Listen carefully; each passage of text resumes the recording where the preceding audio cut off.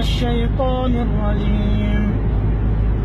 الله خالق كل شيء وهو على كل شيء وكيل، له مقاليد السماوات والأرض، والذين كفروا بآيات الله أولئك هم الخاسرون. قل أفغير الله تأمروني أعبد أيها الجاهلون؟ ولقد أوحي إليك وإلى الذين من قبلك لئن أشركت ليحبطن عملك ولتكونن من الخاسرين. بل الله فاعبد وكن من الشاكرين.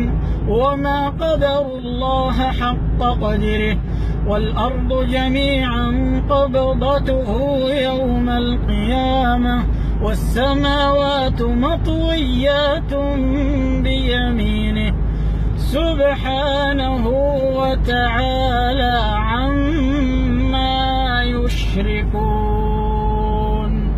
ونفخ في الصور فصعق من في السماوات ومن في الأرض إلا من شاء الله، ثم نفخ فيه أخرى فإذا هم قيام ينظرون. وأشرقت الأرض بنور ربها ووضع الكتاب وجيء